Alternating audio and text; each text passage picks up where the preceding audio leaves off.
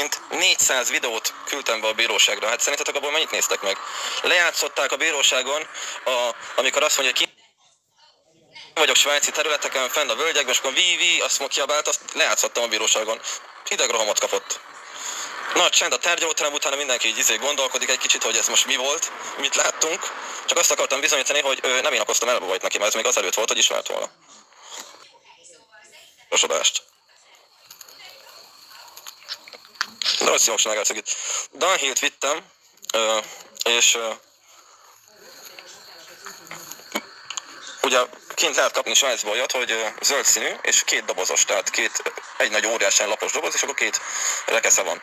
És akkor azt az egészet elszívta kompletten. Folyamatosan kért, és nem tud őzni, lehet kocadohányos. És akkor, mikor Egerbe összefutottam vele, van cigid, hát haver, beugrok neked a trafikba, hoztam neked slágert, hát szívja azt.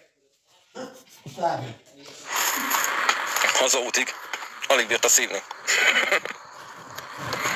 Hogy viselkedik a bíróságon? Úgy viselkedik a bíróságon, hogy fogja, nagy csend van, ugye, amikor megnéztük a videóját, és akkor a nagy csendben kurva anyádat! Bírónő felkiált, hogy na jó van, ezt azonnal vegyék jegyzőkönyvbe. De ezt nekem fel van véve az összes tárgyalás, mindegyiket felvettem. Norbert családjával most azt fogja csinálni, mint amit velem, meg az én családommal csinál.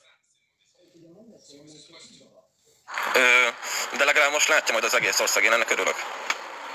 Igen, Törökországban jöttem, és tudok törököt. Orvosnál volt, van fogyatékossága, csak rá kell nézni.